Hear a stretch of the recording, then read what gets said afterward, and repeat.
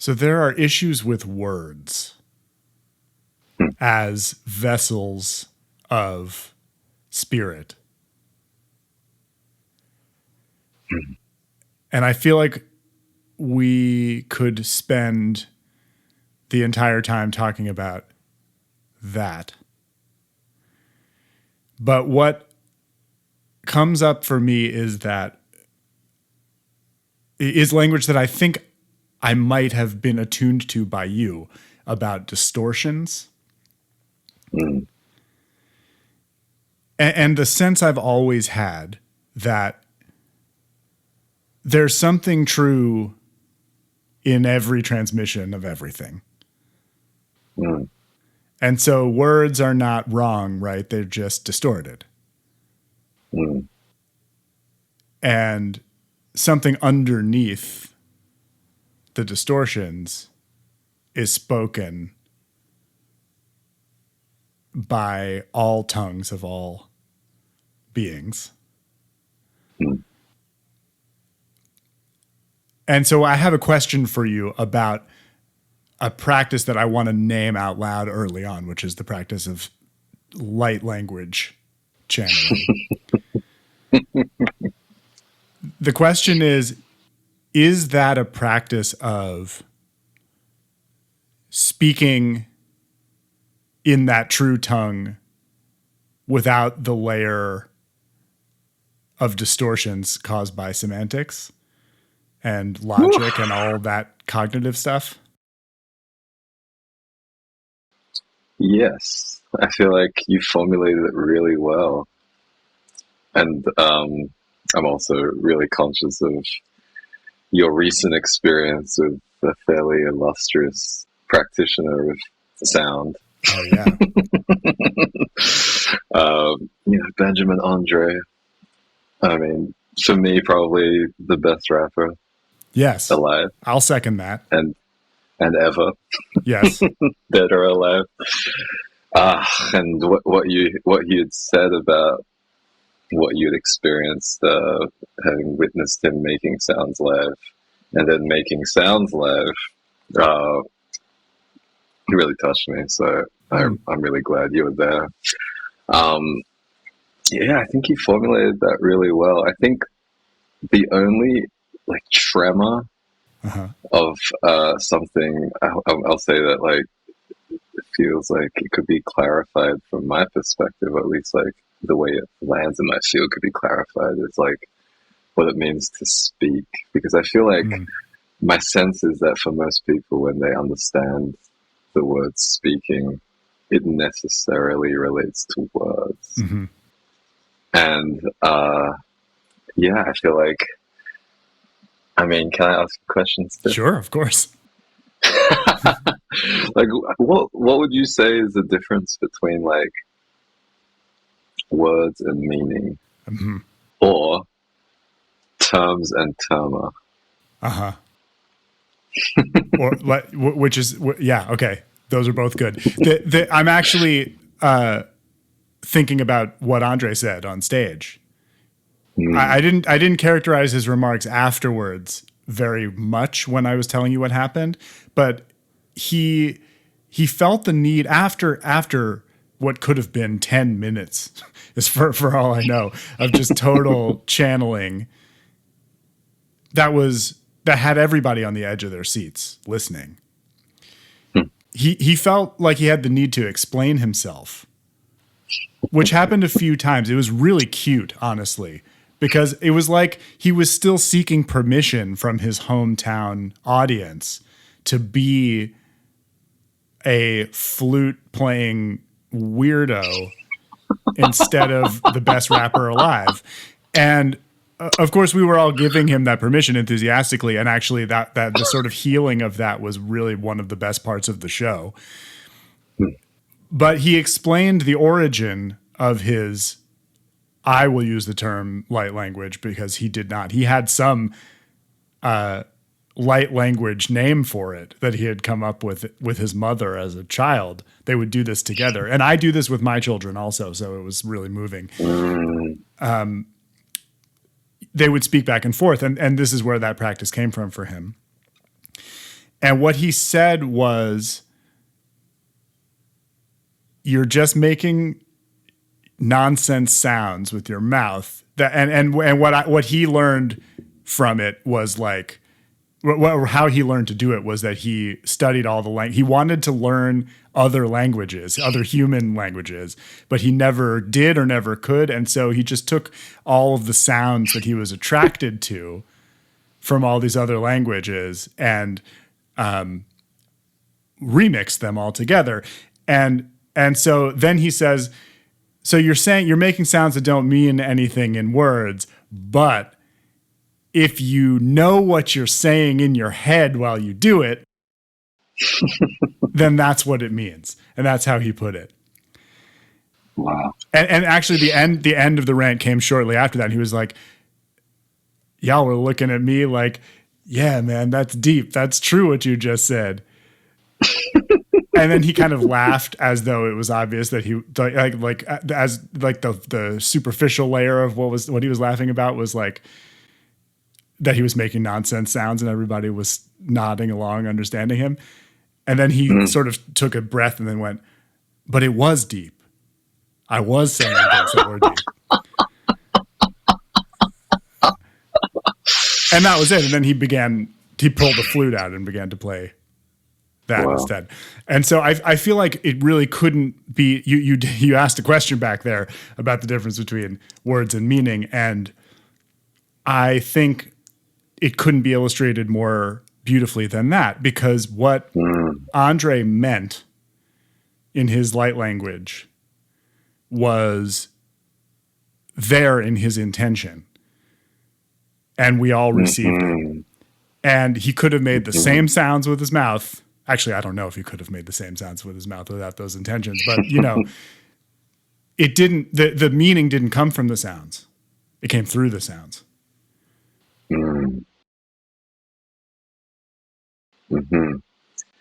There was something you said there which really piqued me, about taking like sounds from all these different languages. And I'm going to guess you didn't like have Google Translate back then. No, not when he was a little kid.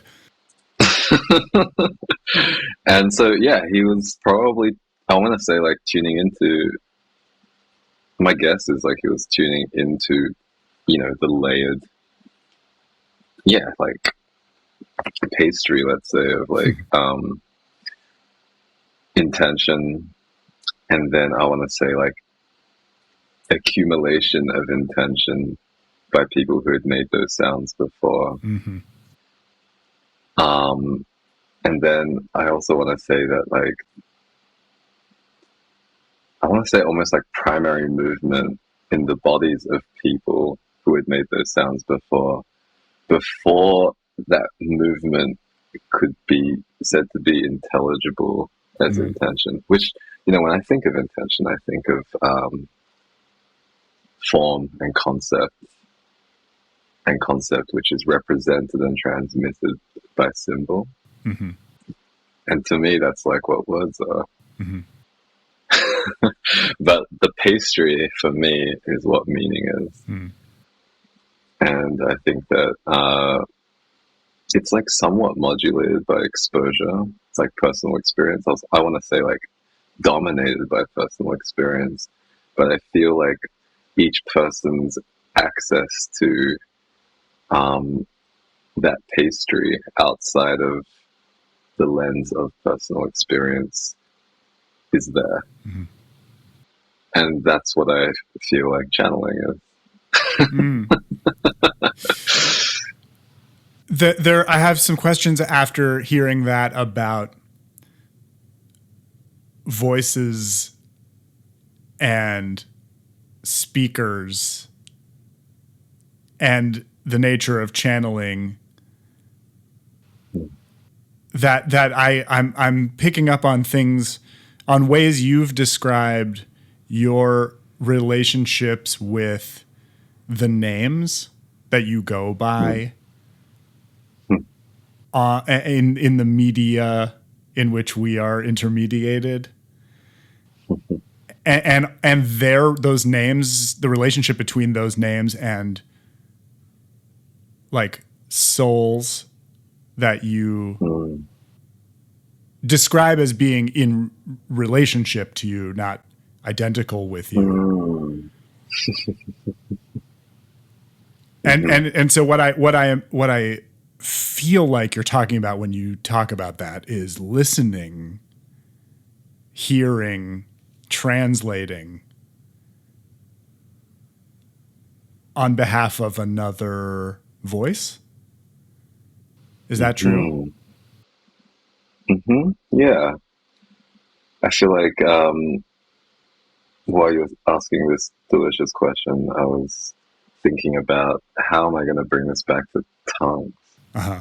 And, like usually when I think about this, or usually when I talk about it, sometimes without thinking about it, and then I have to listen to it later, I think about, okay, like, what's happening when you notice that you're getting bitten by a mosquito and then you slap it, right? Mm-hmm. But I feel like to bring it back to tongues, I mean, if I imagine like my present incarnation as like one cell in the organ of my tongue, let's say, if we're going to think of the tongue as an organ, then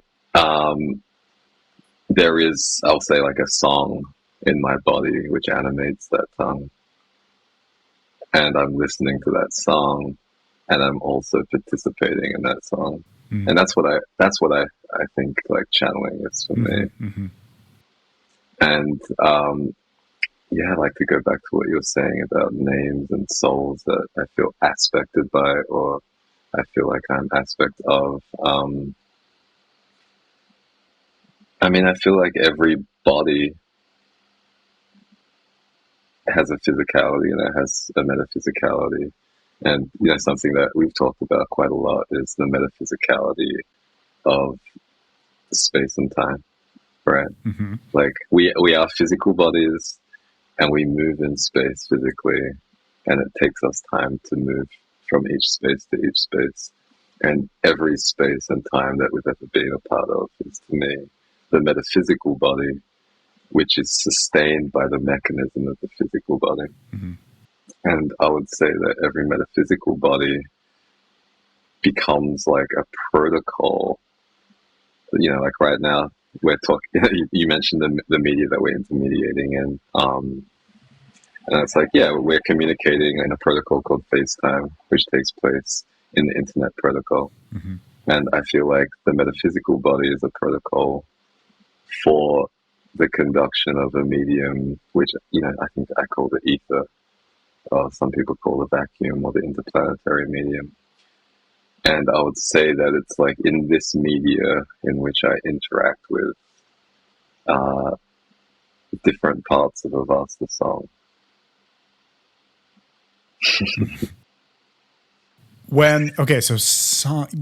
Tongues are the thing about this topic that made me or you or whoever chose the word tongue choose that word, I think, would be the communication aspect of it. The tongue being the organ by which the song becomes heard. So a lot of what I feel like we've talked about so far has been about the speaker and the speaker's experience and perspective. And so I want to hear something about what is transmitted via the tongue to other, let's limit it to human beings for now. Because at some point a translation is taking place into phonetic components of human communication. And what does that do to the transmission and how it's received? Yeah, I want to bring it back to what you said about what Andre said. And it seems like so hip hop, right? And I think that I would say that the way that my guides like to operate is very pre-symbolic. But when I feel called to use symbols to communicate meaning, and in what I call earth tongues, right, like English, I'm often called to use words in a way that is etymologically quite clean, which is to say that the extension of the meaning of the words I'm using relates to the etymons. And etymons are sort of like the base sounds, which became words, I would say. And so to attempt to answer your question, I would say that often what I'm channeling is like the base sounds, which became associated with experiences, which became at some point associated with symbols, and then became words which transmit concepts. And then sometimes I transmit words in languages which I have no right to speak or no earthly experience of, like Malayalam, or Malayalam is a Dravidian language, which I would say is like a sibling of Sanskrit. You and I have talked about words I've channeled which relate to the names of angels, or I want to say like languages which belong in Proto-Semitic family. And so while I understand what Andre 3000 was saying about his wandering into, I would say, like the channel of light, which is, an ostentatious thing for me to say, is that I don't think that it's purely energetic, the transmission. I feel like these sounds move us. These sounds stir up memories in the bodies that we connect to via what I call earth ancestry or DNA, and sky ancestry, or I'll call it etheric genetic code. And they stir up memories. And I would say that whether we have cleared the karma that separates us from the experience of those ancestors in the earth and the sky, there is a resonance, and that resonance can be triggering. And that trigger can give us the opportunity to resolve that karma.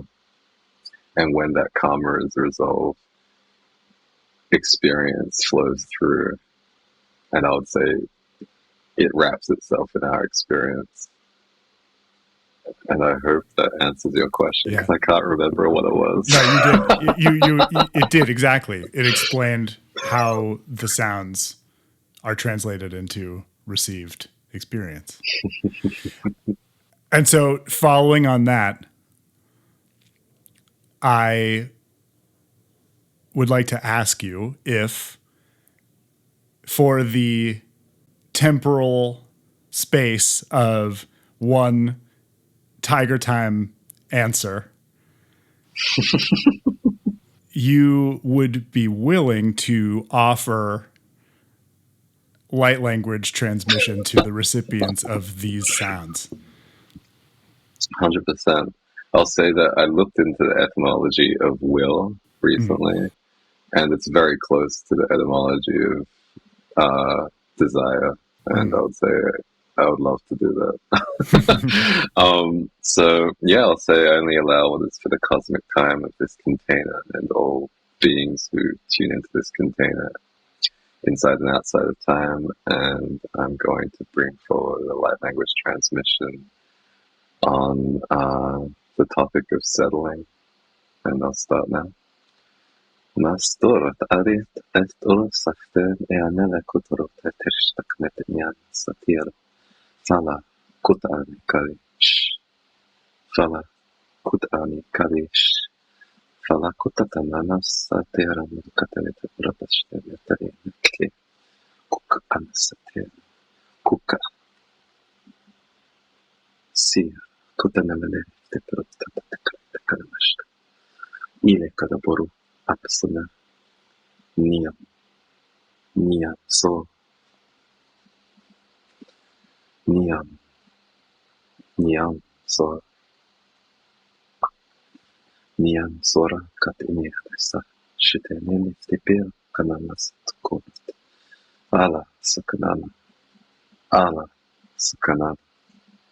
Ala Sukana, sikanet, yeah, kakuro sakanesh.